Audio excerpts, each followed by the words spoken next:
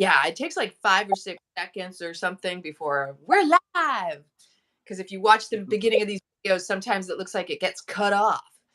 Hello, hello, hello, people out there. We are graced with the presence of James, who is getting ready to relocate on Monday down to Portugal.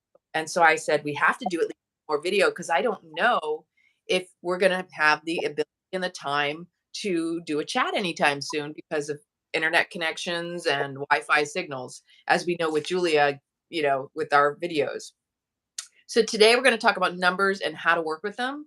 Consider coincidences in the signs and sequences. Because numbers, as we know, energy, vibration, and frequency is measured in numbers. This is a clue for you. So when you're seeing these repeating patterns and sequences, it's a message from the universe to be present in the moment. We were discussing this on a great Zoom call with Julia and the other day. And we're hoping that it gets up on Julia's channel because there's a lot of golden nuggets in there that you get to listen to. But we're going to continue with the theme of around the number sequencing because it's something that James and I play with in the background. We get surprised and delighted. You should get excited because when you see something, it's the universe speaking to you to be present. Stop whatever you're doing because you're probably not present. You see the numbers, that's actually bringing you to the present moment. And all your power is right there. The most power is concentrated in the present moment. That's why it's called the gift of the now, right? And so the universe is essentially saying, in this moment, potent, you have the potent energy to harness that number and to get to a state to feel what it is you want to feel as a result of whatever it is you desire to manifest in this life. If you imagine yourself out on a beautiful cliff overlooking the countryside, you want to feel what it would feel like to be on that cliff now in that moment. So you get into that state. The number is telling you there's energy frequency you want to vibrate, you want to match. It's already normally a number that speaks to your blueprint. And we all have some sequence of numbers that are consistent. And then we have the moment, the one that show up, just to catch our attention in that direction. So we want to harness that energy because that's where all your power is most potent in the moment. Get into the state and feel what it is you desire to manifest.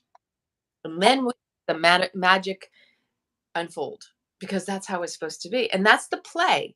And that's what I was saying the other day is, you know how to heal? It's to recapture, claim, and demonstrate your childlike nature. Go back to your inner child. Bring it back out of you. Play is the way. It literally is a play on words, right? I was joking about this the other day. I said, you see the duality in the play aspect. You can play and fake the funk, or you can authentically play from that heart space, from that child awe and everything. Because that's where children were like enamored and like in awe of everything around us. Nature. We see things that as adults we look at children and we're just like, wow, they find so much joy in the simplest curiosity because it's new and fresh to them, not us. We need to reclaim that, always go in with the eyes of a child, the innocence, the curiosity, the potentiality, as opposed to all the filters, our experiences, all of dogmatic. Yes, we're here to reclaim and recapture, live a life of joy in the in the way of play. So it's not to, yeah, you can be the star attractor in your movie, you can be the leading role, you can play your character, which is another thing we'll talk about, because you can be whoever and whatever you want.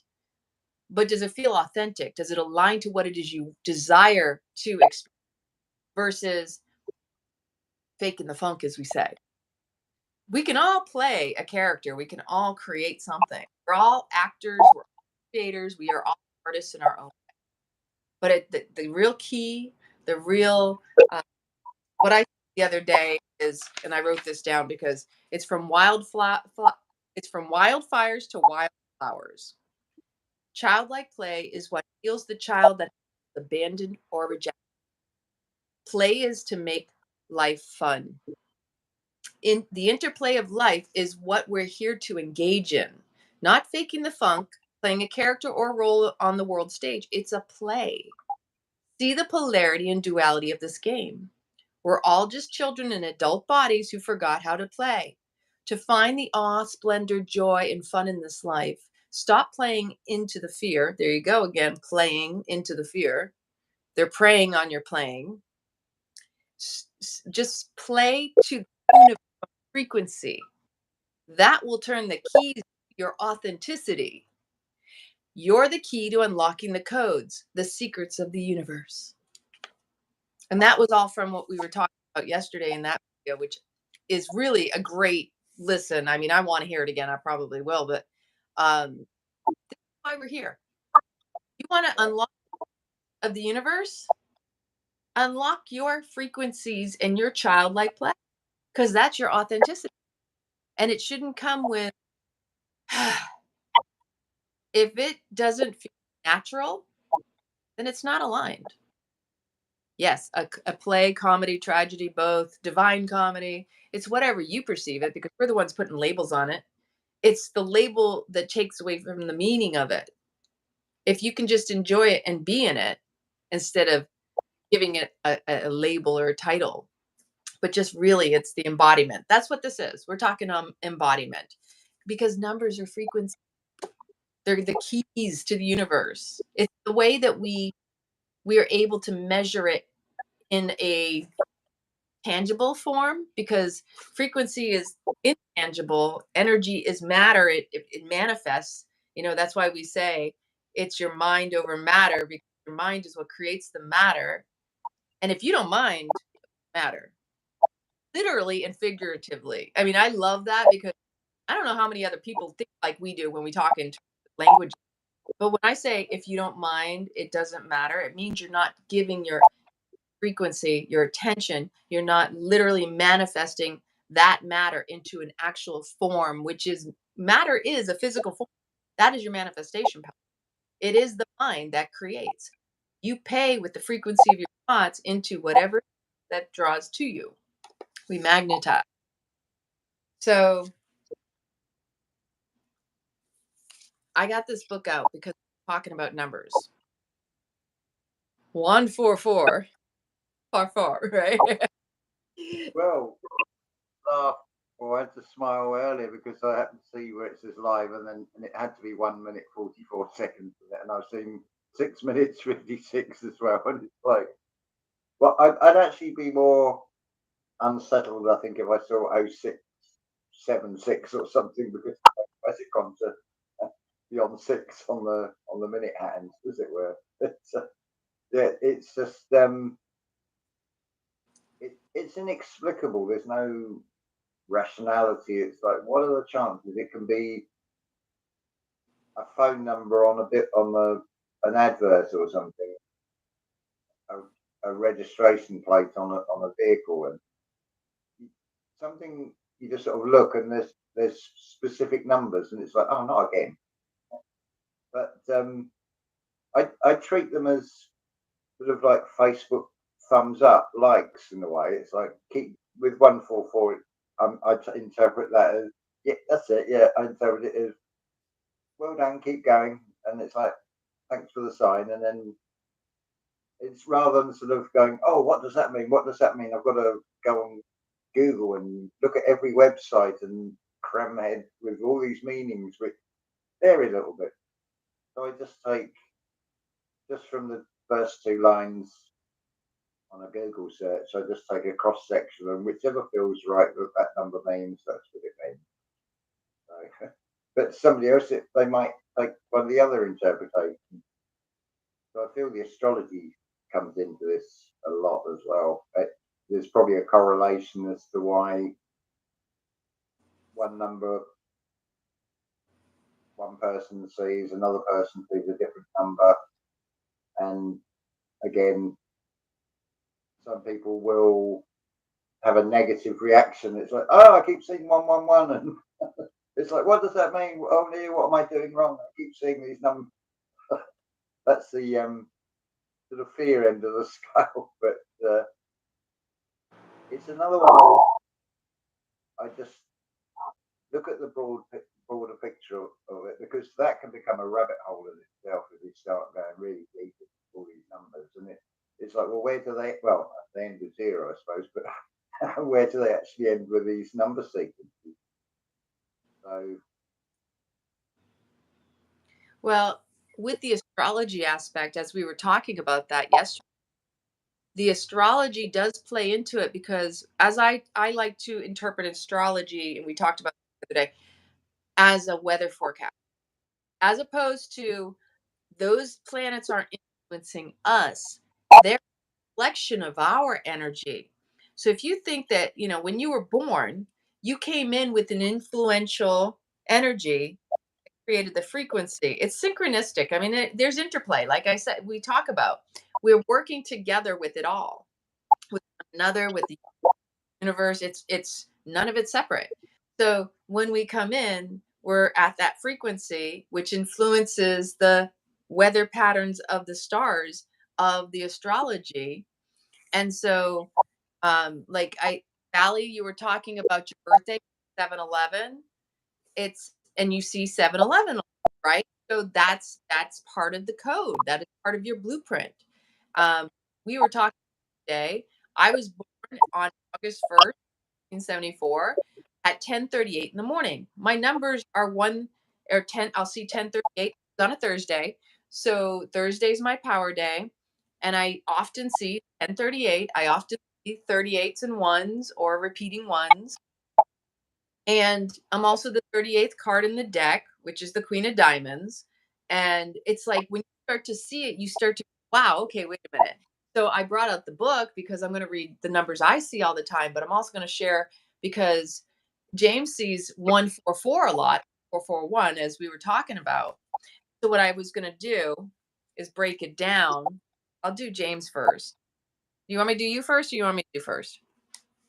yeah, yeah. Because I don't mind. So both of us actually have one in there. So there's no surprise. What's your birthday again? As far as I can tell, it's 21st or 22nd of May. So I'm not 100% sure on that one. I'm I'm leaning more towards it being 21st of May rather than 20. So What year? 66 as far as I know. Okay. So that would be a challenge as far astrologers can pretty much do regressions and progressions and all that, different events in your life. I'm not an astrologer, so I'm not going to tell you I could do all that stuff, but 7-11-57. There you go. There's some patterns with those sevens. So for number one, it's a major arcana card, okay? And in this book, the way that it breaks it down, it's the magician, right? So no Yeah. coincidence. The magician, it's a tarot card. Um, the way the book breaks it down, you have a personal number vibration, or like I said earlier, a temporary. You see it once in a while, or it just catches you at a moment, and it doesn't stand out to you. So as a personal number vibration, both James and I have one. You are independent.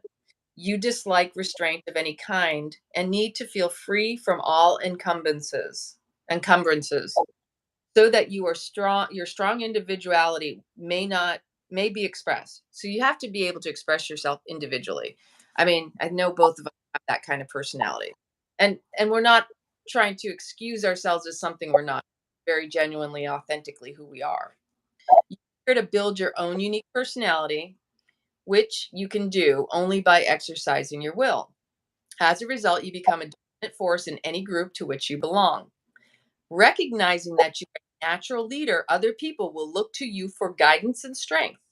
So you will probably be at the head of your organization as a business executive, supervisor, club president. You need to be first and best at whatever you do. Since you have a pioneering instinct, you are usually first. And because you have the courage to assert yourself, you are often the best. You will be a loner in some respects because your assertiveness tends to alienate all but emotionally secure or dependent types. So that really calls out, like, if someone doesn't resonate with somebody like us, people call themselves out with their insecurities because they don't realize what they deny in another is what they aren't owning in themselves, right? So psychology and that's beautiful that it says that. So anybody who didn't already know that, if you have a dominant one arcana, your your guiding star numerical frequency, you will learn to make your own decisions and stand by them, regardless of what others think.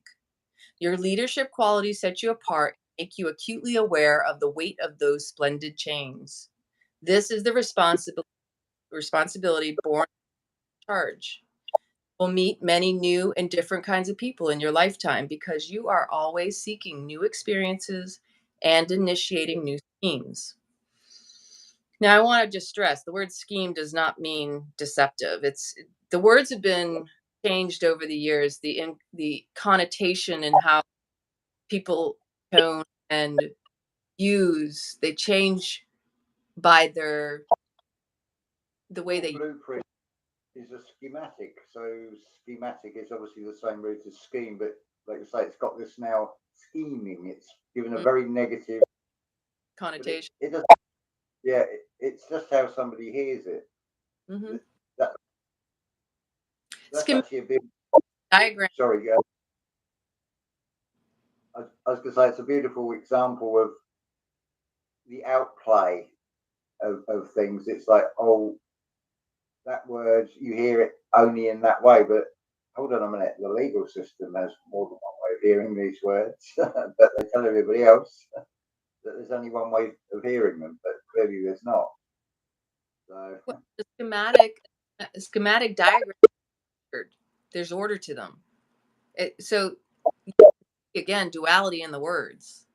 So if you are a negative one, this means a toxic or not grounded in your being, let's say, because there's always the shadow and the light of anything. That's the duality, polarity of this world. If you're a negative one, you have an overpowering ego, which makes you arrogant, selfish, and uncaring. You have no feeling for others and no regard for another person's point of view. Your stubbornness in pursuing your own path in the face of contrary evidence sets a series of events that will lead to failure and loneliness. If you are a positive one and intellectually developed, you are quite. Your keen, penetrating mind seeks many lines of expression, and your talents can manifest if you work as an inventor, designer, or leader in any creative field. Your inventiveness allows you to solve problems creatively and constructively. This process will make you a skillful individual who expresses definite views positively. You are the pioneer setting out into the wilderness to carve a new life for yourself. So, as the tarot, the key one, the magician, it says the magician represents the conscious mind, which by concentration and single minded attention to a specific idea or goal can draw upon the forces from above. We know this, right? In this way, the idea or goal will take form and become a reality in the material world. By his posture, the central figure clearly indicates that he is merely a channel through which the life force flows. The identical ends of his wand graphically represent the axiom as above, so below. The horizontal figure 8 symbolizes the Holy Spirit, dominion, strength, and an infinity. Since the horizontal line is the ancient symbol for matter, this glyph represents the conscious mind's control over earthly things when the mind directs the life energy through fixed attention upon a specific goal as well. The magician's undergarment, symbolizing the light of perfect wisdom, is encircled by the serpent of eternity, biting its own tail. The red outer garment of passion and desire which has no binding, may be slipped on and off at will. Thus, the conscious mind has perfect control. The garden is the subconscious mind cultivated by attention from the conscious mind. Red roses represent desires, while lilies represent purified thought untinged by desire. Every moment of our waking consciousness is motivated and conditioned by some kind of a desire, which must be elevated to a higher place or higher plane.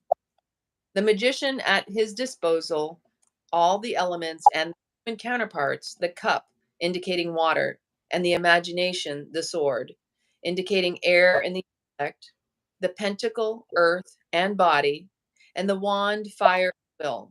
These four objects represent the letters I, H, V, H, which is the Hebrew word for God, and the letters I, N, R, I. Isis, Uranus, Rex, Iodarum, which appeared on the Christian cross. Point, the God energy may be translated into the world of matter to bring about perfect manifestation and harmony. And also, so in the astrological sense, it says the correspondence, the astrological correspondence, Mars and Mercury. The planet Mercury is magician and Mars assigned to the number one. These two energies must be blended in order for the magician to complete his task. Mars, the red planet, supplies the fiery energy and the desire to create. Mercury is the mind, the channel through which the desire passes, and the tool with which the concentration is enacted. Without the desire to accomplish, the mind is idle and useless. It needs the demanding, compelling force of Mars to spur it on to greater achievements. When Mercury and Mars act in unison, the number one individual draws upon an endless source of creativity and courage. He has vision to see what can be done and the strength and fortitude to do it. So that's the major arcana one. Both of us have that. It's just figured quite strongly in astrology. I think it was what I heard yesterday was since last August. There's something between Mercury and Mars that from August till I think till about now, there's been some interaction with them that's had this significant sort of change in energy. But today, it's definitely different in a good way. Things Pluto, aren't they're not. Whereas normally I can time it right and I can just walk rather than cross the road with a crossing and then go along a bit and then have to cross back. I can normally go across the roundabout. It didn't work today, but with all the things not flying so smoothly, there was no feeling of being stressed. I hadn't got to be anywhere at a particular time, and it's like appreciate the weather and just looking at nature on the walk. So I really went out just to get some air. so so I was in no there was no sort of actual purpose to get from A to B in this. It's like, well, I'll just see what happens and have fun. So, yeah, that was good. Pluto, after 15 years in Capricorn, just went into Aquarius.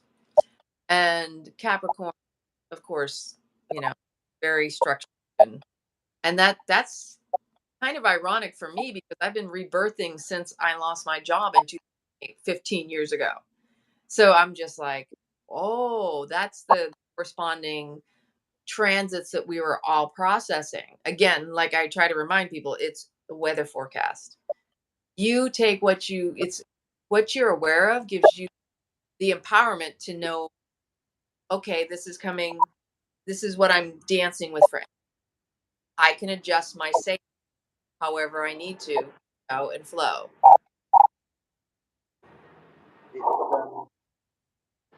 It is almost like you're in a level on the computer game, and the character's got a certain amount of flexibility that moves it does within that level. And it's interesting with the IHVA because that's the 10th, 5th, sixth, and then fifth letter in, or fifth, 10th, fifth, sixth, and fifth character in Hebrew. Well, as Jason shows, to the deluge, it was 1,600 years. The fives and the sixes reversed. But the significance of 1565, or sorry, 10565, they are the base pairs of the building blocks of DNA. So the joke is that everybody Jehovah with, because the Jehovah is the physical body. That's the sequence of the DNA of the building blocks of the physics, as it were. Then everybody's a Jehovah Witness and doesn't even realise it. Yeah. Nothing to do with the label being compartmentalised, so it means this religion. No, it's got a broader connotation. So it's I thought interesting though because you got the numbers, the 1656, and then flipped over to 10565, and it's like building blocks of living being, building blocks of, well, no, not building blocks. That would be like reset of Earth, really. So, Resetting. the numbers don't lie. It's like when you reboot your computer, right? So this is when I think all this is clearing the slate, clearing the. That's my old job, to do is computers, and that's why all of this kind of makes me how my life path has been working in the IT and the systems engineering world, but then all of my life I've been involved in physical embodiment and my name, what it means, because labo lana, dami la lana, which means money, and in some ways because wool was a trading commodity, and then la bonté is they used to call the rich one, and it's really about the bounty of life. It's about overall wellness in mind, body, spirit, soul. So yeah, it's just like we talked. It's so much fun. Start, you don't go that deep into coding, but if you get to know yourself and your blueprint, that makes this all more exciting. And James and I have these comical little we throw messages back at each other like, oh my gosh, like, oh, this is what just popped up. And it's like when the number sequences start like really bringing the moment and you recognize it's the universe catching your attention, it can pause and be a moment, then you can harness it. And that, I was watching Michael Sandler, and funny enough, he was talking about 11s and 44s, and I sent you the video. And he talks, and it was a good reminder about what we were discussing about stopping and feeling into that moment. Of course, having gratitude, it brought you to the moment, and getting into the state of feeling whatever it is you want to feel and manifest, because those numbers are saying, if you get present, you can take this energy and alchemize it, harness it, just like animal totems, just like anything. You can call upon the medicine, call upon the support you. But most people don't realize they can have support from energy. They think they need to always physically do, and it's an interplay. Yes, you have to have a little bit of action in there, but what spurs you into that action? A lot of times it's energetic. A lot of times it's something going on within you that wants to come out of you. So you have to allow it to like, like I would sit down to my practice, and one of my my mantras as I start my practice, may I align to the flow of my own soul. Like, let my soul guide me in a beautiful unfold, the way that I'm a flow of my soul, that my soul is what's guiding me, and that I'm not inhibited by it or anything. I'm not by it, but by anything from it. So 44. And we're looking at it from 44, not the 8 that it breaks down to, because specifically we want to harness that energy, and because it's a repeat, and that's duplicating the energy of the 4. So there's two things you can do when you look at a number that's like 4. You can break it down to the 8. You can go look up the 8. You can break it down as a 4 and double that energy. again, you're taking that energy and you're amplifying a 4, right? And of course, 8 is infinity. So 44 or slash 8 as a personal vibration. This is a master number. As such, demand more from you. You are a steady worker. You will persevere in your chosen goal because you exercise discipline. You conform to the demands of a situation and make the best of it. You prefer to be in an environment where steady progress brings concrete results. Your success comes from useful enterprises. This all really makes sense. You are Yeah. extremely resourceful and cautious. You plan your actions well in advance. You could achieve discipline, a distinction in political or military affairs, where self discipline and expediency are the keys to success. You are brave in battle. You possess the will to face adversity. You possess the will to face adversity and the energy to overcome obstacles through sustained effort. Confidence and logic, your judgments. You enjoy order and stability. Yours is a conventional approach to life. There is a great deal of the materialist in you. Guard against too deep a desire for fame and possessions. This can lead to overwork, poor health, and material losses. You then close yourself into an ignorant, do nothing world and become discontented and frustrated. Therefore, you should investigate new opportunities to broaden your horizons. Make room in your orderly existence for things you did not plan on. You are well developed physically, mentally, and emotionally, but you may be missing the link. The, the opportunity to develop this side of your character is present. Work on becoming aware of what you cannot see. Tune in to your inner self. When you have achieved this, you can express the master number vibration. Serve the material needs of the world through productive actions. Actions interplay.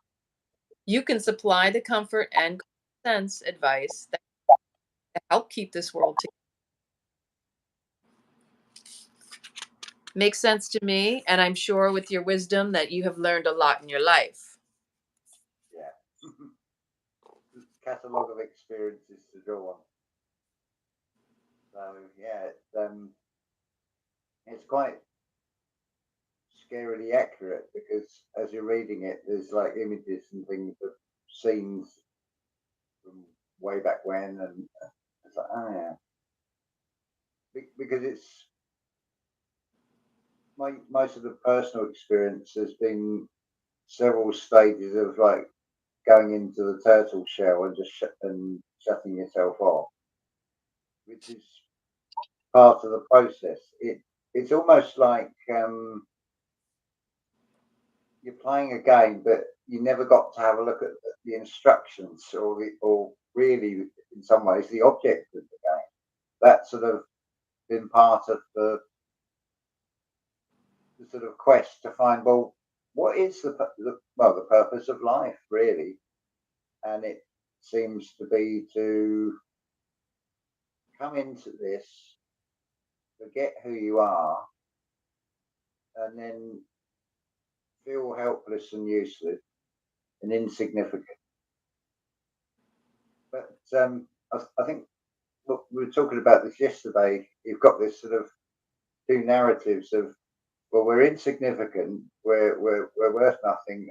Oh, what can I do? I can't do anything. It's just me. It's like I'm insignificant.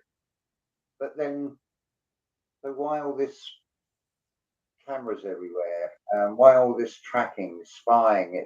I thought we were insignificant. Well, what horrible world must that be in that by whoever's given a reason to have all these cameras and all this technology with cameras on to watch you all the time? It's like, well, that's not that great. I mean, you could just watch Big Brother and get, well, I suppose they are playing a bigger version of Big Brother, but is my life really that interesting that you want to watch it all day long? It's like, okay, well, I'll go with the idea must be something then for the very fact that all this, everywhere you go, there's cameras. So then there seems to be this very elaborate plan of negativity. If they're out to get you, they're out to do this to you. And well, again, for it would appear so. For that to be in place, there must be a reason for it. So there must be something inside us that is phenomenally powerful that just needs unlocking. And from what I can see, it's like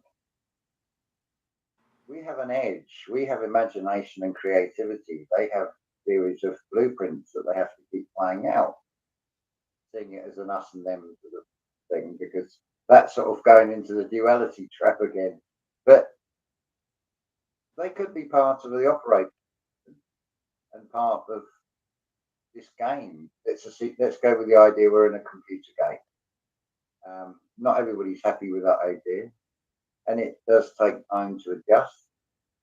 The first I'd heard of it was talking about it in a story, and then one of the characters in the story realizes that he's a character in a story, and then I think that was made into a film, and then that sort of transitioned into you've got simulation theory.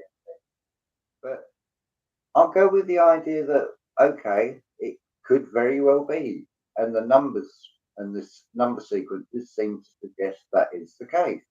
But I've got these senses, and I know what happiness, I know what joy feels like. I like those feelings. I like the feeling of contentment. So you've got to be in it to win it, I suppose. So it's like okay, I will play the game, but not quite the way you want me to play it. I won't take all these little weird scripts being offered. It's like I'll write my own, or I'll take the responsibility. It's like if I go with that script and interact with those people, or I put myself in that situation, well, I've done that.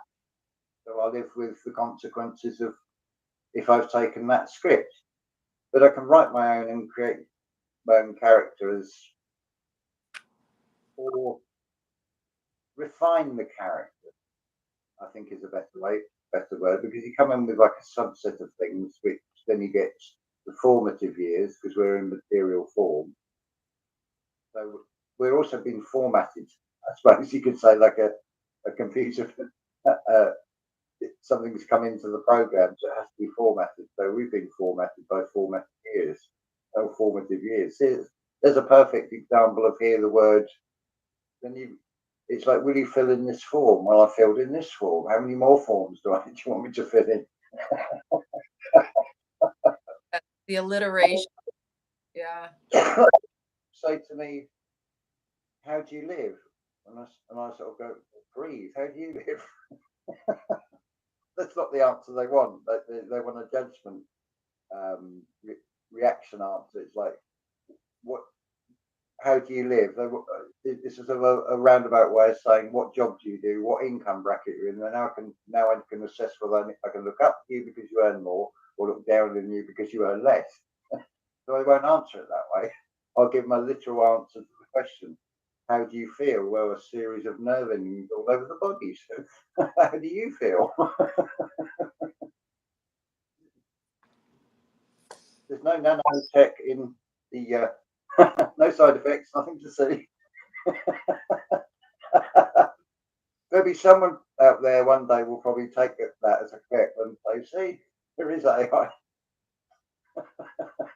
Got to play for the camera. Yeah, have fun with it. So there's the tarot set for 44. It's the 5 of Cups. A cloaked figure looks sorrowfully at 3 spilled cups, not realizing that 2 cups left filled. This indicates that losses should not be brooded over. By turning around to face a new start, other resources are all found with which to carry on. In other words, not waste energy regretting past mistakes, learn from them, and go ahead. I'm sure you've learned this with because this is where you're at. stage of your life. Yeah. So the comments coming up, and then usual thing, trying to read them. It's like, gone again. They're hard for me to keep up with. I know. I apologize if we don't get to all your comments. We'll try to scroll through here, but they go away so quickly we barely see them. And I did not quite understand what Suzanne was saying. Perhaps the I frequency has the different frequencies upon different manifestations of the, and I didn't understand what you were trying to say there. So you might want to clarify a little more. Now, astrological correspondence, first decan Scorpio. You have definite goals and a fixed determination to carry them out.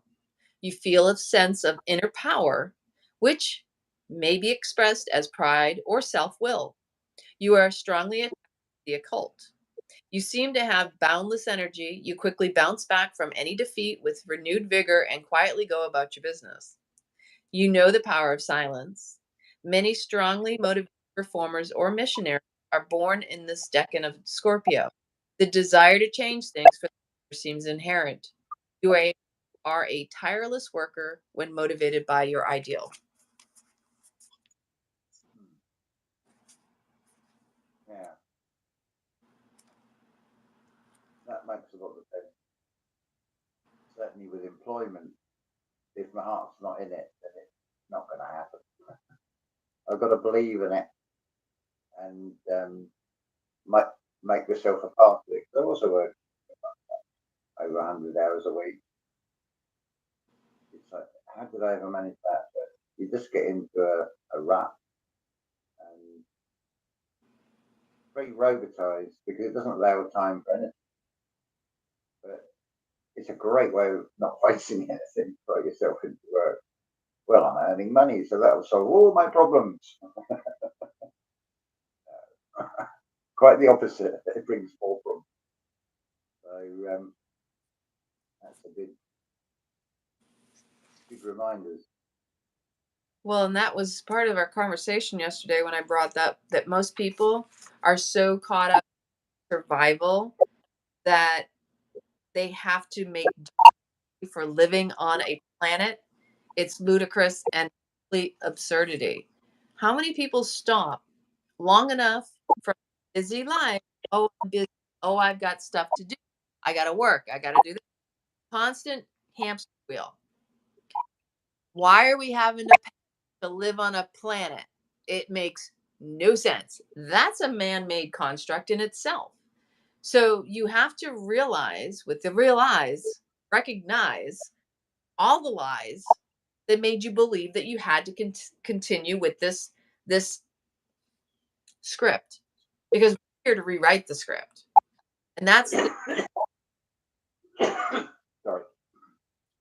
that's the point at which we're in this evolution of humanity, is recognizing people waking up and just taking a long enough pause to look in the mirror and going, why? How could I be born, have to pay for my mind blowing when you with that long enough? So,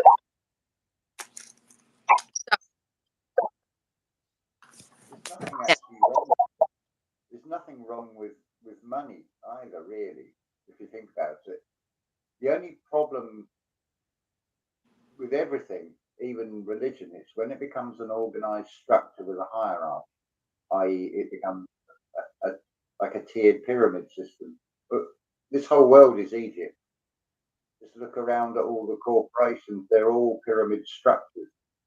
They may not have a physical form, but they're all there. But so, for example, in the sort of an ideal world, we could have like an agreement. You've got fresh produce or mangoes or something, and then I've got a skill I can sew or something like that. So there's nothing you need doing in the way of repairs to clothing. So there'd be a promissory note. So as and when something needs doing, the word is the bond, and that piece of paper is just a sort of written contract between two people. It doesn't need a government to get involved in it because they want to take a percentage of it all the time. The purse on, it's like the purse open. It's like, yeah, go and help yourself, take that tax. We call that bit national insurance. We call that one value added tax. It's like, well, I don't see any value added. Value for whom? This is the thing with these words. It's like, oh, can't do that. Health and safety. Whose health and safety? And terms and conditions, and community standards. Well, whose community are we talking about? You've signed up for the certain terms and conditions. So it's read the small print on all things. I know it's laborious, but it does, because that's the ultimate. Well, you agreed to it. You voluntarily agreed to that. You can't blame anybody else because you've agreed to use that service. You said, yes, I accept those terms and conditions. It's personal responsibility. It's like, oh, I've lost my account on this, or my whatever has been suspended for 30 days. Well, because they can. It's not a public, it's perceived like everything in this reality perceived as being public, but they're actually privately owned. And they basically can update the things. And if you want to keep using it, you have to agree to it again. Mm-hmm. Then you can't say exactly that they're evil. From if you're of the outplay sort of customer end of it or the user end, then you can't really moan because you agreed to it. So, and it's like, well, if it's because of something you said, and they're now saying, well, it goes against community standards on this condition. So, who's actually doing the evil? Is it really just not being a good actor or an actress? And I need to look at this script and have a read through it before I accept this part. They show this in Hollywood. It's a well-known thing. If an actor or an actress takes a bad script, that film does terrible at the box office or gets bad reviews. That's the death of their career. That's shown by Hollywood, that people are compartmentalized. Oh, that only applies to films. But well, guess what? See the bigger picture, the world stage. We're all in a film.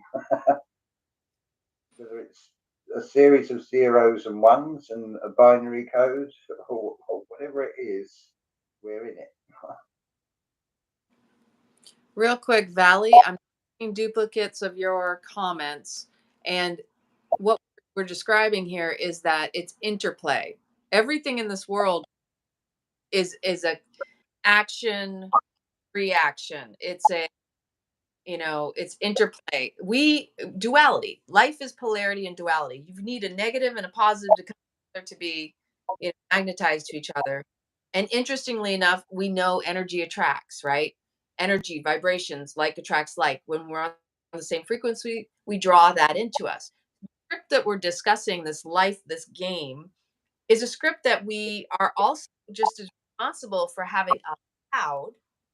If you watch my last video, I was discussing what we consume will inevitably consume, and that this is the time we're here and we're talking about being accountable, taking personal responsibility for allowing by, you know, maybe being complicit and complacent, allowed certain people to take care of you, like to think the government has anything for your best interest at this point in this life where you see it's now, it's obvious. Not even they're not even trying to hide it. Like here locally, our mayor resigned in the middle of a meeting the other day because the people on the board, the city council, wanted to prioritize a city hall, which was going to be millions of dollars.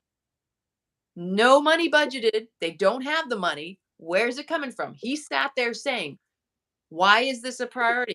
Especially right now, look around the world with the bank collapses. It's like they're already overpaid. They're supposed to be public servants. This is when you pull the belt tighter You don't start, you know, paying for extravagances, right? Like this is a luxury. When you look at, basic needs versus luxury, a city hall is a luxury. Why do you need a fancy office? Because to me, that's an entitlement. That shows that these people have no concern for you or me. They're not our public servants. They're already getting an overpriced wage. They're making way too much money to make a decision for themselves. It's no different than Congress here in this country that votes in their own pay increases, but yet doesn't do anything to serve the people. And then they don't even meet half the time. They get postal allowances that they cash in at the end of the year. I can go on and on and on about all the corruption and the deceptions. But our own mayor said, I cannot, with good conscience, participate. I'm not, because I am not a quitter, but I cannot, with good conscience, stick around to watch you do the Clearwater because that's where I live. Said, I love my, I love the city and I love people, and it makes me really upset to see how the city is going down. How they want to spend millions of dollars on a city, which I jokingly said to one of my friends. I said they're jealous because Dunedin just put up a monstrosity of a brand new city hall. It's like, where did they get this money? It's our money. I want to see how that serves us, not their fancy offices. They're already entitled with the amount of money. They're not losing anything. Why do they get to choose to take the money that serves them versus, I mean, this is blatant. This is where we're at right now in the world. You're seeing people that are supposed to be in a public servant role playing the role of the narcissist, playing the role of the sociopath and the psychopath, deliberately in your face, not hiding it. Well, this is a priority. We've been talking about this for decades. I'm sorry, but where is that serving the people that you get? You already have offices to function out of, and those are. Is it the office that's going to change your customer service? No. And like I've said, when I worked in the government environments and the military, unhappy people in office environments and work situations are a result of the leader.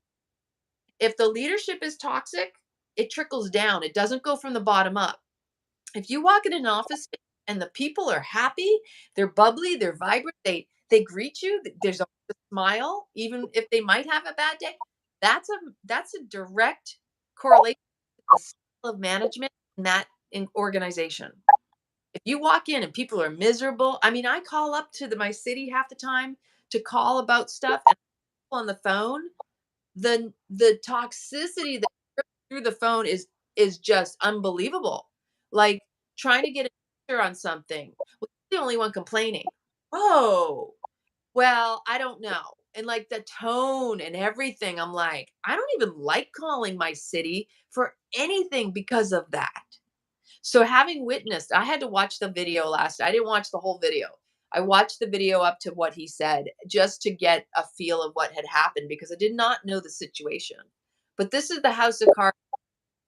This is the house of cards falling because they themselves have got too big britches. And anybody who understands government at the end of the fiscal year, in order to maintain a strong, big number budget for every year, they have to spend all the money from the previous year or they get a cut the following year. So what they do, and the thing with nonprofit organizations, you think they're so self-righteous and giving and serving. All of those organizations sound like they give, yeah, to their inner circle. So those extra dollars that they have to hurry up and spend get wasted. Why is it allowed? I witnessed it all throughout my career. I watched, talk about the military with, $1,000 hammers and silliness or toilet seats and things. It's like, eh? And they wonder why we are in such a state of stress because we have not held accountable. And not only have we not held them accountable, we haven't taken personal responsibility for the of it. And so that's the mess right now. And that's what I talked about in the last video, that it's up to us to step up because if we step up, they fall down because they're not being held accountable. They're not responsible. It is about the corporation. I understand that. And again, most people don't know that. The average person still assumes the government is supposed to be taking care of them. And the reality is it's come out, it's known, these are corporations. I live in the city of the incorporated Clear. It's Clearwater Incorporated. That means corporation. I don't recall on the dotted line that said I am indebted to a corporation. That's where we all got tricked. So I wanted to share that because it's really important that people start paying more attention, literally, because you're paying with or without your conscious or your unconscious. So it's making the unconscious conscious to knowing what you are paying for in your experience. You literally are paying dues with or without your awareness. So that's why we need to bring it back into awareness. And that's where we're talking about money, or not money. Yeah, money's in there too. We're talking about the numbers and signs that they are sequenced to bring us into the present to be more intentional with our manifestations. Because when we become present, when the numbers start popping up, start seeing them, get surprised and delighted because that's your opportunity. It just got you to be present. The gift of those numbers is saying, thanks for noticing and acknowledging me. Now absorb me and manifest using me. Like that's the interplay of the universe. That is part of our blueprint. That is part of our code. And so we're still all just waking up and recognizing that we are magical and we are master manifest. Now we need to claim it. That's accountability in the It's well, I suppose the operation of a city, they're going to need a nice, warm, cozy office because one, it always seems to be the higher you go up in these organisations, they're getting really good quality teas and coffees and biscuit things and being pampered too. And then you've got this long, drawn out ceremony of we've got to read the minutes of the last meeting, and now we've got all got to agree that it's going to be peer reviewed. All hands up. You all agree this is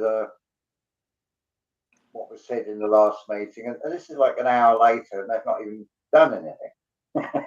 and this is, and it's like, well, no wonder there's nothing getting done. And then it's like now we're past the responsibility on the next level down. We're given a directive of this needs to be done.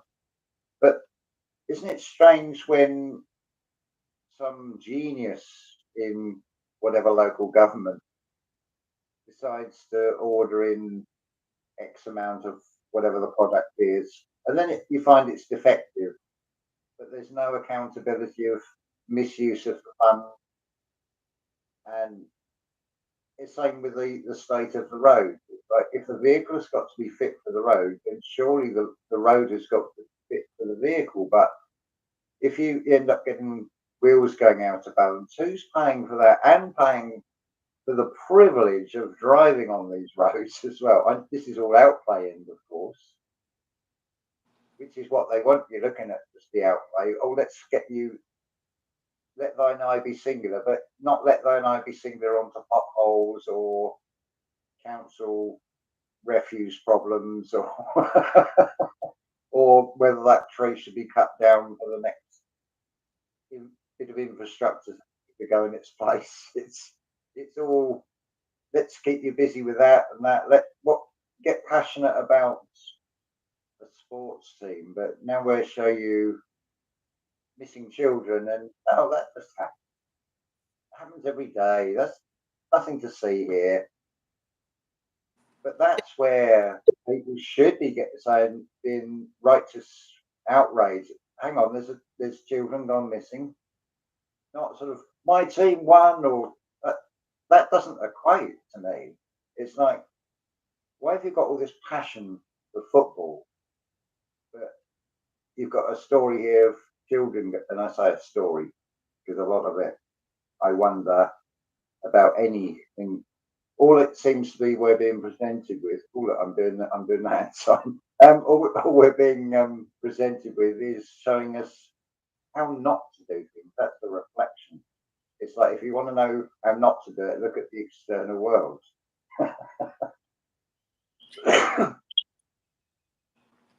Well, I mean, we know that it is about keeping you in the lower vibration in that respect. So that's why it's really important. There's awareness, but then when you allow that fear point to enter your vibration, it's effective in changing it. So it serves them for you to continuously look at the negative state of the world and the conditions we're in. Yes, if you can recognize that they have us jumping through hoops, but yet they're not reciprocating the same expectation. The roads being the reason that your car, is out of condition for roads, is that the irony, and that's just one of many different things. Even in my town, I've heard people talk about the city requiring them to plant a certain amount of trees if they decide to take some trees out. But meanwhile, they went out and cut down a whole bunch of trees on local access roads with no concern. And it's the absurdity, but the reality is it's about you seeing that there's ignorance involved here. It's ours. It's ours for not holding them accountable for claiming we need to live up to a certain expectation because we haven't held them to that same expectation. That's what public servants have become. I'm a celebrity. How many Secret Service did the president need? To me, that's acting like a celebrity. You're not a public servant. You are expecting to be served. I'm someone special. Every single one of these people, to me, is no better than anyone else. And I find it insulting the amount of tax dollars that go into their protection, when in reality, things like access to public uh, government buildings that are public. People think people storm or that they're invading the government buildings, and I'm like over here. Did you forget they're our buildings? When all the 9/11 stuff happened and all that crap, they started blocking off and reducing the accessibility. Now, you don't think this was part of the orchestration of where we're today? Because it turned the what that all did, and people don't know that the whole Department of Homeland Security was about turning it into the the war against us, making us the what is it called, the threat. We are the threat, and it's been written, but most people haven't seen it. That in a lot of different sleight of hand into the bills and the stuff that they've been passing all these years has been about. I know from when I was the three-letter agencies, there are government protections ever since you know the wars started. All of the stuff with the security agencies and such, it's there that they can legally spend on their own people, and it's a confidential document, so you wouldn't know about it because it protects them, not us. And if you think that's bad, just wait till what else is going to come out, because people have not been paying. I mean, we're now in the market. This is war, God, war. But this isn't the kind. Again, we talk about the revolution from within, and now it's going to show outside. So we keep saying that revelation is going to lead to uh, it's going to be restoration. We're bringing back in the balance, but it has to, get bad before things have to feel very uncomfortable for us to grow. And in order to reclaim our power, yeah. If you take it to the high end extreme of it, so now a group of people, whoever has decided this nation is at war with whichever country, then it becomes mandatory call up date. Well, hang on, who said we're at war? Well, if you decided we're at war, you go first then. After you're supposed to be leading the country. Lead the way. You go into battle first. I'll be right there behind you from a distance. It's George, ludicrous. hello. The presidents were involved. They didn't just back behind a bunch of people protect me, but not the actual people that you claim to be supporting. Yeah. Yeah, it's just so ludicrous. Um, it's just one big theatre show. It's like Dead Sea rolling the eyes these days. It's like, oh, another story being presented that is always so many miles away. But not just the United States, but the vastness of that country. How can you have somebody put up on the pedestal so high that they can say something and then everybody else? And how can one person in a country that size be able to go around and personally know every area, to be able to be qualified to make decisions about that entire area? But then, of course, they filter it down and, well, if you do this contract, we'll give you a backhand. There's all this sort of thing. It's like all this failed equipment that they think they're saving money that then fails, and then it generally seems to turn out that they're related to whoever was awarded the contract. I mean, there's a beautiful one in the England and Wales charities. You can just look this up. I think it was, yeah, 2018. The National Trust have got 39 people who are taking £40,000 a year up to about £130,000 a year. I think there's three that get 130,000 a year. That's not even the charity expenses; that would be separate. But then when you start looking at their income and expenditure, it's so many million on government contracts. It's like, hold on, I thought this was charity. This is not sounding like a charity anymore. And this Mhm. this money that to this charity, why are these particular individuals getting these astronomical salaries when there are people who are homeless in the civilized world? It's just crazy. Talk about misdistribution, mismanagement of money, and it seems just very much that George Carlin thing. There's a club and we're not in it, Yeah. but they themselves to protect themselves and cover their track. A thief will always cover the track, so but not very well. But their only power is people's compliance to it. This is the frustrating part about it. And then that doesn't overcome the fear in them of, well, what can I do, little me thing. And then so mistrustful of everybody else. And this is something they've psychologically encouraged. Don't get too close. You've got to be continuously watching, because that next stranger um, that speaks to you and says, good morning, they could be a psychopath. They could be a killer. I better look at my phone instead and bring myself back into my virtual comfort. I see that all the time. It's like, wow, planet of the apps. But there is other ways of doing it, and that's about to happen. Not the first and not the last, but hopefully it will. There'll be things in there to inspire people in it. It's If community. they wake up to their complacency and their complicitness because it's comfortable and familiar. And that's an addiction. People don't understand that until you're willing to get uncomfortable, nothing's going to change. There are quite a few people who are uncomfortable right now who are ready to affect the change. And that's on an energetic vibration. And you can feel it. It's palpable, right? Like Valley was mentioning about getting triggered because of the subject. Yes, it triggers people because the injustice, because of the injustice that has been inflicted, but also it's that internal anger with yourself allowed it. So when you recognize that a lot of the anger that we have that we're triggered by, not the external, it's just reminding us what we've allowed. It's we're really mad at ourselves that we're in this point where this person got one over on me. This person got took advantage of me, but they didn't. I allowed it.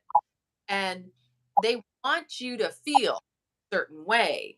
They don't make you feel that way, but they want to convince you. They want to convince you that this is you should feel. The whole guilting of society, you should think of others. The whole mistrust in one another, which is really the distrust you should have in them. It's the divide and conquer tactic. It's old art of war to Lao Tzu, the oldest trick in the book.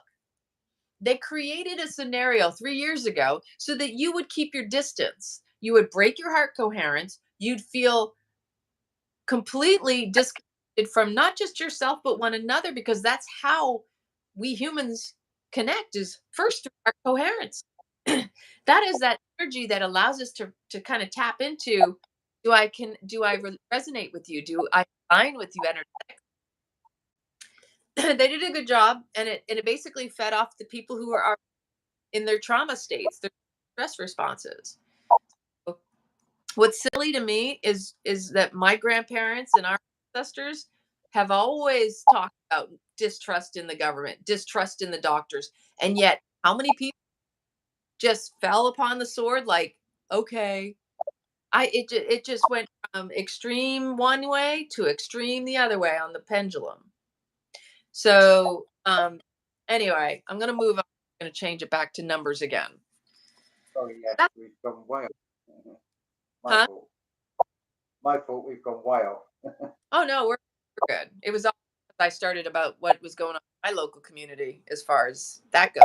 Because the House of Cards is falling. That's really what's I, happening. I was just thinking the subtle thing now from a male perspective. The man is, if you take it right back, the man is the hunter. He's the one that builds the home. Now, compared to say the 19th century, the skills that everybody would have had, or the multi skills that we've been compartmentalized. You can back it up with a reality show of people building their own homes and then showing how difficult it is to do. So that it becomes like, oh, I couldn't do that. So not only are we're losing the skill, we've got this psychological, but you can't do that. It's this disempowering psychological warfare going on because Hmm. from yeah, the accepted narrative of history, it was more very much aimed at an assault on the physical, but now it's moved right over to a mental assault.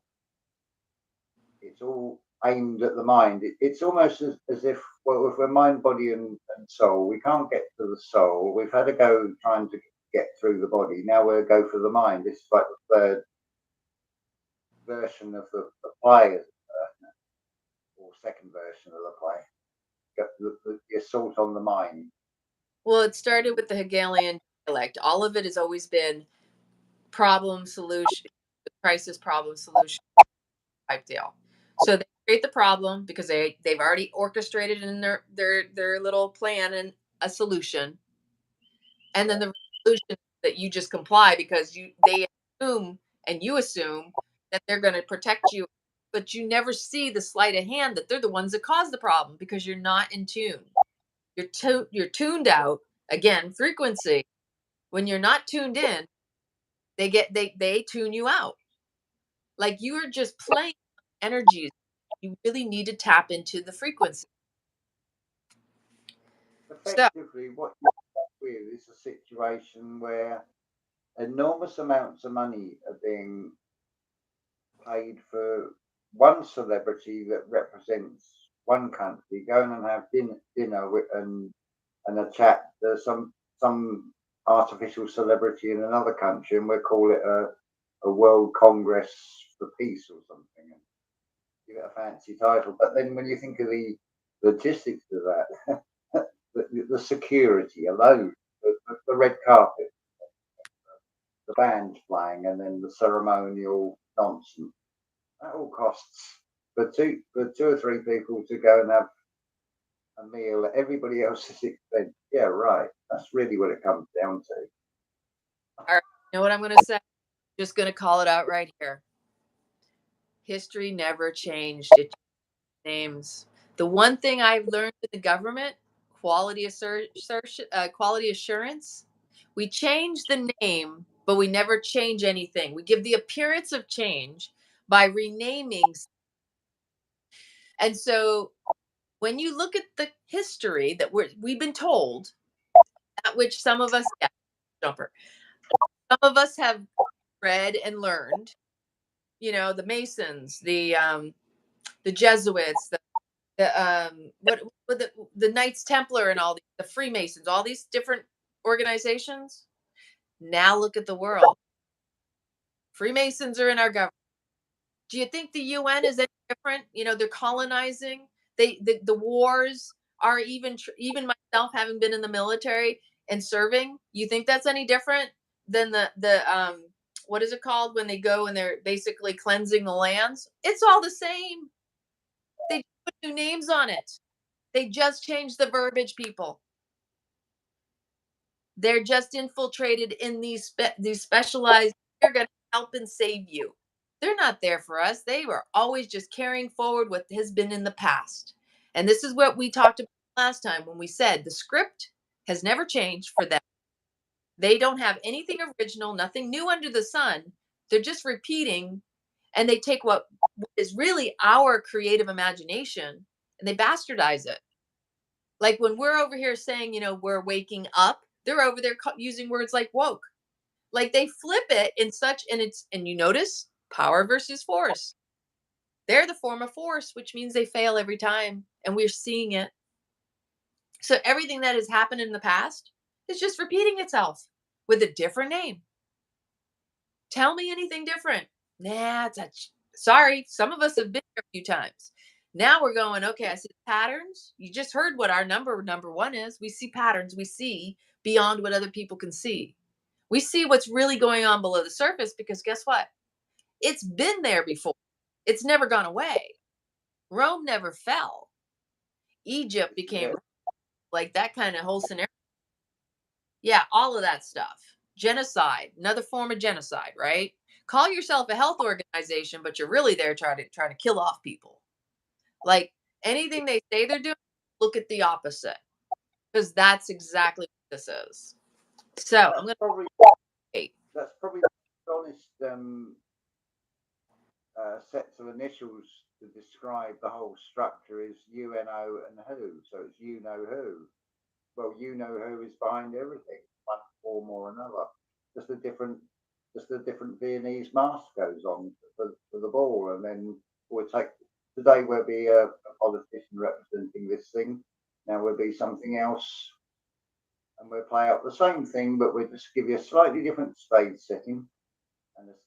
And some of them will be like period dramas, some of them will be like modern dress and things like this, but it's the same stories, and they do this with everything. It's incredible to. It's like, well, I'm bored with a film now. There's nothing new. There's no create, but that there's no creativity in it. But that also shows that it becomes very predictable. So they run out of chess moves.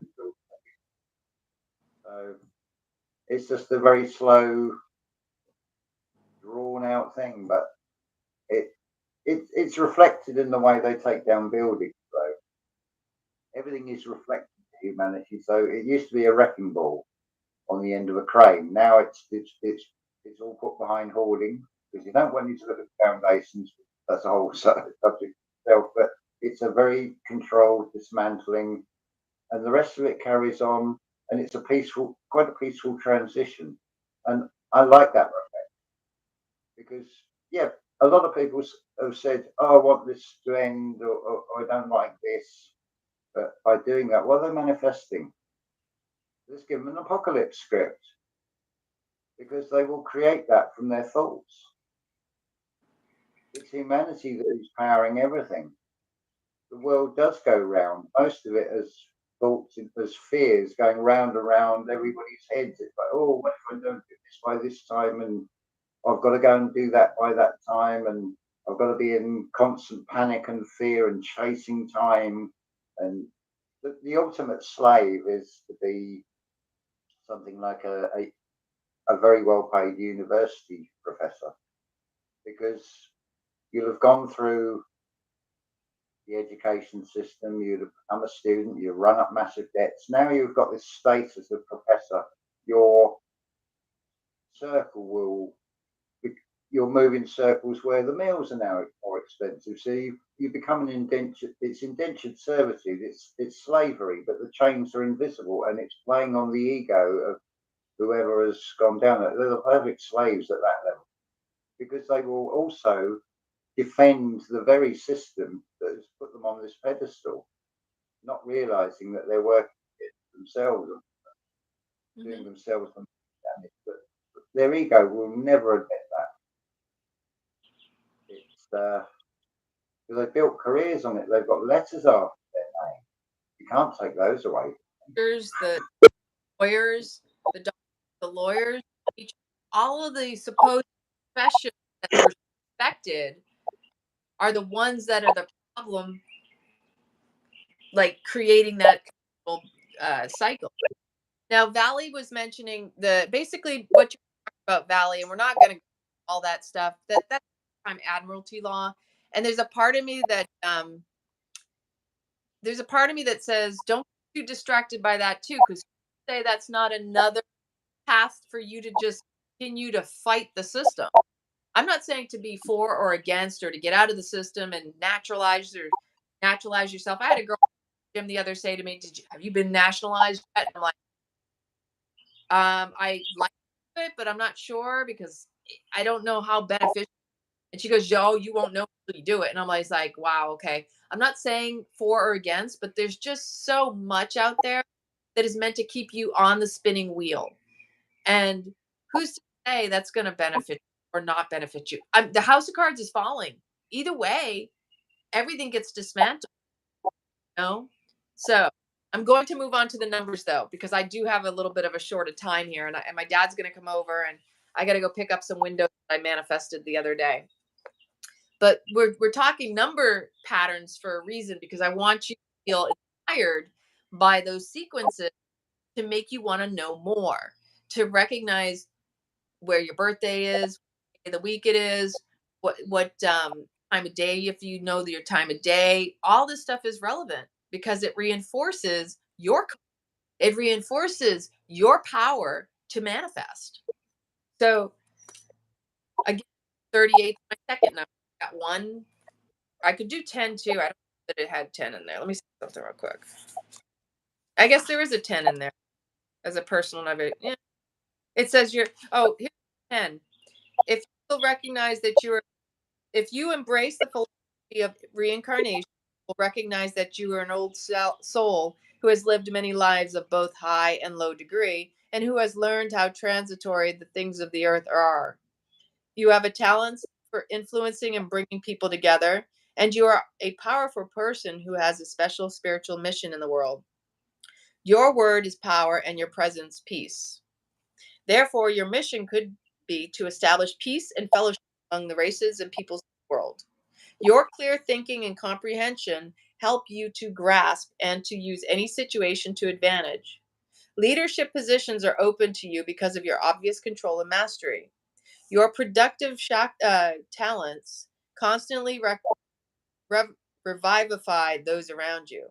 With a 10, luck and success, honor and materials rewards are yours, for you easily attract and acquire those things that others struggle for so desperately.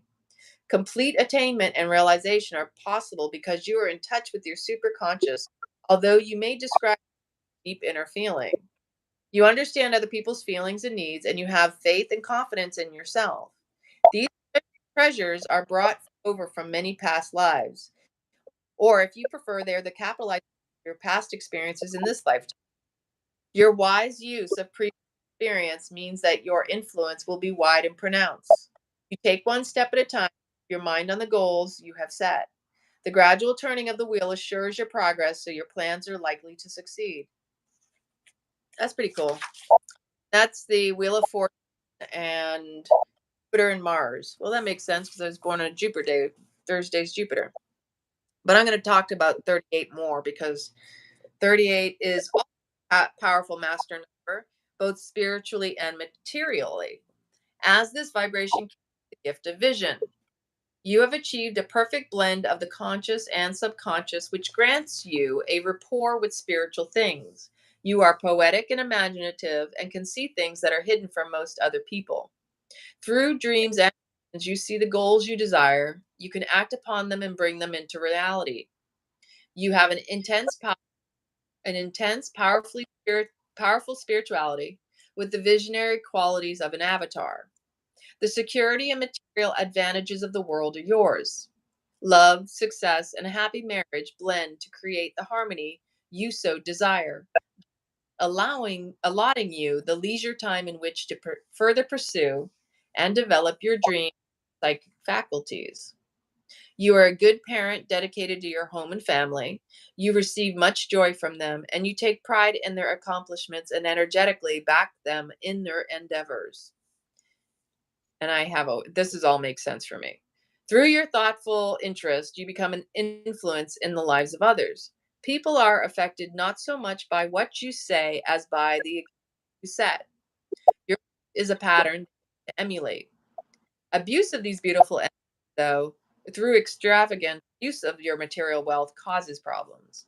Deception can degenerate immorality, at which point discord disrupts the harmony of the home business world. You know that true happiness comes from service to others. Material donations are not enough. You have to develop the gifts of the spirit as well. You should engage in charity work or contribute to and participate in educational programs, which is because I've always been in the teaching role. I've always been involved in service and community. Like I've always been a volunteer in some capacity. I've always served because it's a tithing of your time, and to be in service of others also buoys your energy to also bring it into you, because what you give out you receive as well. So it's being an intentional too, and being aware of where you do it um, selflessly without that need to receive in return. Like if you do something expecting something in return, it doesn't matter how subtle that is. I've had to learn from my experience that sometimes when you do something and you have the subtle expectation of something in return, you kind of cut yourself off. You end up like, you know, and when you acknowledge that, it's almost like, oh, it humbles you, because so many people do it and they're unconscious too. But when you recognize, that's an opportunity to grow and to do better each time. So symbolism is the Queen of Cups. The Queen of Cups holds the ornate cup of vision and sees the events in the sphere of the zodiac. Therefore, the cup portrays the divine gift of reflective clairvoyance. She wears a red and blue robe that blends the conscious and subconscious minds. The cherubs on the throne represent the guardianship of the divine beings who protect and guide her. And then it's the second decan of Cancer, the astrological component. And it's funny because I have a lot of Cancer part too. Scorpio and Pluto are underlying influences in the second decan of Cancer. You are proud, reserved, and introspective. Your perception makes you a visionary, and you tend towards spirituality. The three, the number of Jupiter, and the eight, the number of Saturn, act in combination if the planets were conjunct. This aspect is found in the charts of holy leaders and sages. That's pretty cool. And it's funny because my life path is three and Jupiter is three. And I was born on the day of Jupiter, which is Thursday, Thor's day. And you know what? You start to learn, and it makes you smile more because you're like, wow, I'm seeing the connections. I see how everything corresponds and it interplays with one another. And then you look at your life, especially if you learn later in life, you go, oh, I wish I'd known that when I was younger. And oh, I see where I learned the lessons, all of that. It's quite humbling. Oh, thank you so much, Kelly. Yeah. These are the kinds of chats that we enjoy having, because it's meant to evoke in you the curiosity of a child to go seek it for yourself. This is it. again, it's something that's reflected in the external world in its opposite form. With clothing, it's one size fits all. Whereas the ideal situation with Earth, this reality, is that it's not, I don't know, was it 200 and something nations? Whatever the number of people there are in the world, there's really, let's say, 7.5 billion individual sovereign states. But this whole system has created a centralization of everything, which doesn't even need to be. Why do you need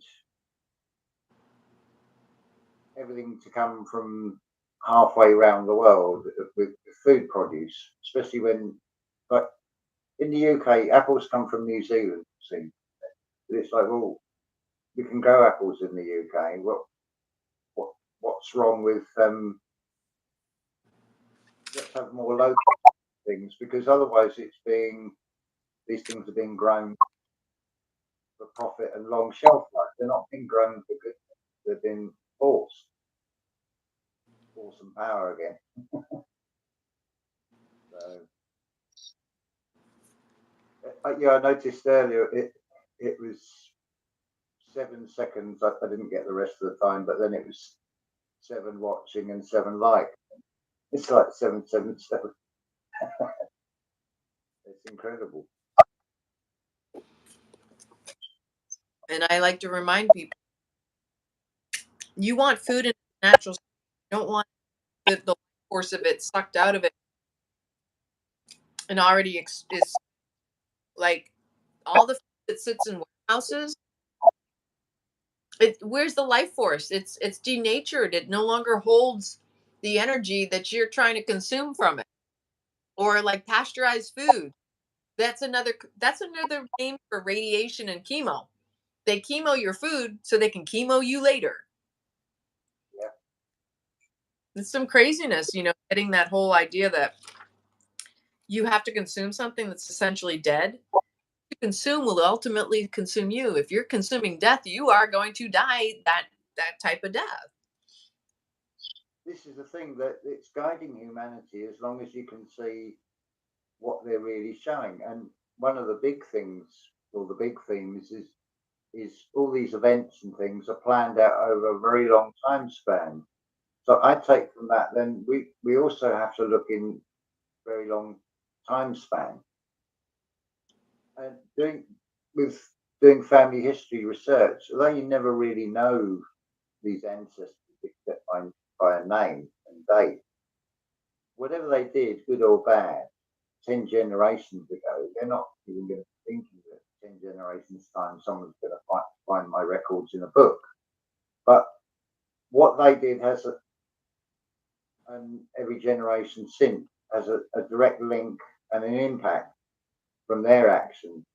So, likewise, I feel we need to be looking at least 10 generations ahead and considering our actions today are going to affect well, even beyond that, just for rounding it up 10 generations. And it's like, yeah, you're not going to know, but that's all part of the mystery, which is my story, because it's not meant to be worked out by the rational mind. It's far greater than the conscious mind can even consider and try and weigh up. It's too big.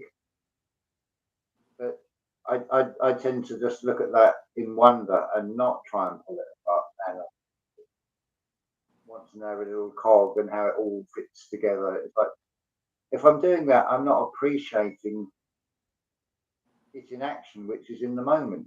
Sort of seeing it and going, wow, like today. Uh, yeah, it's a beautiful shift of energy. It's like a very serene tranquility. It's like, well, things aren't clicking in like they were. That it's not so synchronistic. I haven't really seen number sequences today, but it seems to have like a door's open to a slightly different reality where it's not so mechanized, and it's like I can just sort of float through it without feeling sort of weighed down by it. it it's a beautiful sensation. This is like, well, this is just the start of this sort of impact of the spring equinox and the new moon. It's like, well, if this is just the start, how good can it get? How good is it going to get? This is fabulous already after 3 days. There's all speculation on the state of something terrible. Maybe there'll be something announced, I don't know, but it'll be Fiesta show. And I'd rather not even hear about it because I'm in a nice balance at the moment. It's beautiful. I love it, Mish. Everything you're saying is stuff that I've been doing for years. Charging your water in the moon, setting intention. I have so many crystal stones. I've got a big amethyst geode. I mean, just take a look around the house. I've got every single, and then the sacred geometry. The you name it. It's all. You know what? And anything is all about intention. The moment you become present, with or without all these extra things, we really don't need that. I've been doing it for so long. I've gotten to a point where I realize sometimes we collect and hoard in the crystals and the jewelry and all that, and all we need is the simple. That when it really comes down to it. uh, oh, that's the method of blood in the garden because it gives back to the earth, and I used to do it too until I stopped. But when it comes down to it, what we're really giving you is just a reminder about how simple this is, bringing the present moment. Everything and anything who's as an external is really trying to be part of the moment. We can collect it and then forget about it. How good was that? How long did that last? How long do you keep consistent on going over and doing all those different things? We sometimes need to be reminded because we're human. And because we're caught up in this life of the game of life, we're being distracted at all times. So creating those rituals around making a daily practice to sit down, to meditate, to write in your journal your gratitude, to see the numbers. The name of the book, this one is this is Numerology and the Divine Triangle. It's by Faith Javane and Dusty Bunker. Decode Your Reality. Logan had recommended it to me when I did my decode with him years ago. It's a good book, and you can look up online too. This is a really good one to start with. It's got all the goodies. But what we really want to impart upon you is that this is a coming into the present moment. You don't need a lot of extra. Some of us are already loaded down too much here. And it's a reflection of all the clutter around us too. Like, can we let go of all the material? I mean, I'm working through it, have been working for a long time. It's a constant work in progress. That the numbers are always going to bring you back to the moment. And that's the gift of the numbers, is recognizing that that's a reflection of your frequency, and the keys to the unlocking the doors, secrets of the universe, because your power is most potent right here and right now. 9828, you know, you see the numbers, and then you recognize, oh, I see these often, and just keep writing, because it's cathartic. It's also, again, you're spelling, you're casting, you're creating, you're manifesting. Get in the state. What does it feel like? Okay, thank you very much. I'm so grateful I keep seeing these numbers. Thank you for always bringing me back into this present moment. Thank you. Oh my gosh, it feels so good. Get surprised and delighted and like excited like a little child. Always remember, that's really what trying to bring you back to your childlike awe. How we entered the world is how we should exit the world. Still curious and excited for every magic, miraculous moment, because we created this. May not feel like it sometimes, but we are creators of our reality. Now we're It just only it only feels bad if you're holding a thought and a feeling about something and implanting that feeling. yourself. It's like, oh, I'm worried about this. Well, you. I know it sounds. Oh, that's anybody can say that. You, if it happened to you, but it takes time to sort of step out of that. It's not a oh, right. I won't think about it. I won't worry then because you can't just switch it off like that. It takes time. It's a very slow process. It's like depression. You don't realize it creeps up like a shadow, but equally it goes away like a shadow. It's only when you can then compare and say, well, 2 weeks ago I couldn't do this. 6 weeks ago I couldn't have done any of this, as it were, and you compare back to where you were at a certain time, like say with depression, and then you think, yeah, I must be coming out of it because I couldn't do that then, and I was terrified by it, but I've overcome that, and now I can do. And it's a sort of blueprint for everything, really, and the meditation is a great way. Well, it's that's reflective material world. It's all about keeping you busy and busyness, having a business, and not allowing any time. Ideally, out of the 16 hours, 8 of that should be spent just being, not chasing and doing. But the work environment, when they give people 30 minutes for lunch, it's like, well, how are you supposed to just sit and digest? You're not being given time. You're kept in continuous fight or flight mode like that. And the psychological damage that must do, and the physical damage all that does. Hmm. Uh, but it's all part of that elaborate thing. With whatever you look at, the saying was, well, if you start looking into this or that food, you'll never eat it again. What am I supposed to eat then? Because everything you look at, ultimately, you start thinking, oh. And then there's another worry of, well, what's in the clouds? What's coming out with the rainwater and things? And it's like, where does it end? Like, well, you know what? I've survived this far, and it looks like we're pretty resilient. I'm not going to have any fears of any. I'm aware it's there, and I'm not going to gallon backwards, for example. But I won't have that. That's one thing that's been taken out of the equation, I'd say, as well. So it will come with a different set of challenges, but I'm looking forward to the challenge. It is almost like you're the first through that the win line tape in a race, but every sort of what seems to be a challenge or a bad experience being presented, it's almost like yes, it's like I'm first to get to it. I feel like a winner because I'm being presented with a new challenge. Like, yeah, that's all right. I've got creativity. I've got imagination. I look at it. Like, well, I'm not going to go straight on, but I just have to sidestep and go around it, and then it's no longer a problem. Uh, it's like a huge cannon. If you're on the one end of it, it would seem terrible what it could do. But if you can jump over it, then no longer a threat. It's behind, it's gone. All perceptions on things. We're in this reality that seems to be a duality. So if it is duality, if something seems negative, it's like, hold on a minute, let's see how this unfolds.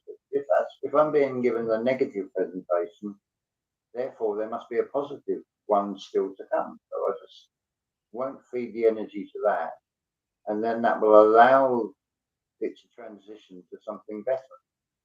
That seems to work, and it takes very little. It doesn't take any physical effort.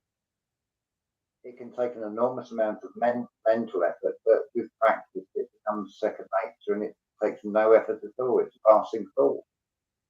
The, the perceived challenge is no longer a challenge. It's I think you used the term for like passing clouds, and it's like, yeah, okay, if it's cloudy today, it's probably going to be blue skies at some point.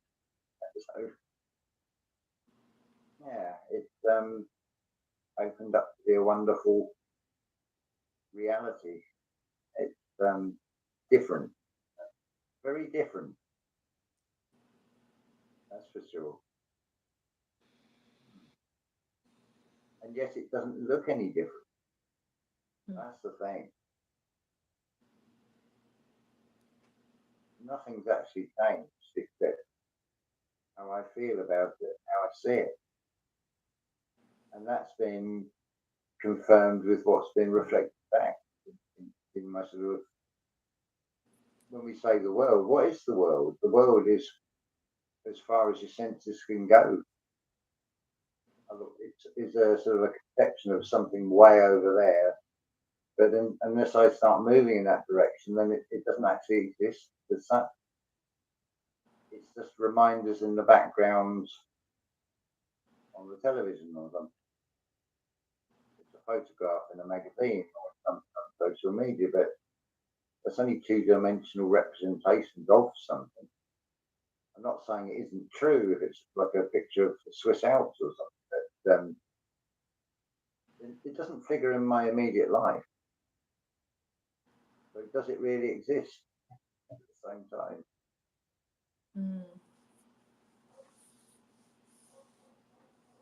I wouldn't have said I am very disciplined, but I feel like I'm too laid back at times. Or am I just putting a judgment on myself from that? I don't know. But at the same time, my life's about to change. At the moment, it's like we'll enjoy the moment of just relaxing. So that's all good. I am super excited for you. I say we should end here. It will be curious to see when you will be available again for our next collaboration. Yeah. Well, I should make little video short of my sort of arrival there, and I think Julia's going to film my arrival anyway, and then whatever it is. So if it's a project planting something, if it fails, still going to show it because it's a learning curve. I'm no expert. Plants and things. I've got some experience, but I'm what would you call one of these? Oh, I just do this garden. Like the intention is, oh, it's nice weather. I just go out for half. 5 hours later, being lost in just enjoying it, with no real sort of feeling of pressure or urgency. I've got to get this done, and having a perception of it like it's now become hard work, and now I don't want to do it at all. It's just enjoying being in that moment of doing it. But yeah, good or bad, it's like still going to show it on video because it'll help as much as anything else. Here's a demonstration on how not to do it. This is where we went wrong. And it could be at the planning stage, it could be the materials used. Who knows? But it'll be fun, whatever it is. You do short video clips, do short little video, then add them all together and make a blog on your YouTube. That'll be fun to watch. I'm excited. And I look forward to our next ECCC. Hopefully, I can make the next ones because it's mostly been the timing of the day that I'm in the middle of something. But also, hopefully, we also had a great video session the other day on Julia's channel. So keep an eye posted. I'm hoping she uploads that. It was 3.5 hours we were on there, but I'd say maybe like just under 3 hours got recorded because she clicked on the record. So, yeah. Sending you so much to you, James, and everybody who has joined. Appreciate you. Pay attention to the numbers in the sun. They're just for you. The universe's gift to bring you back to you.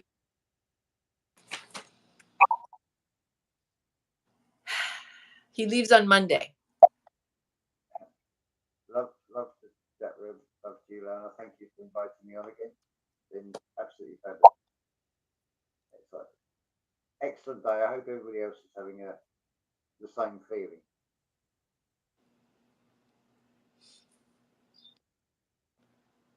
That's faded again.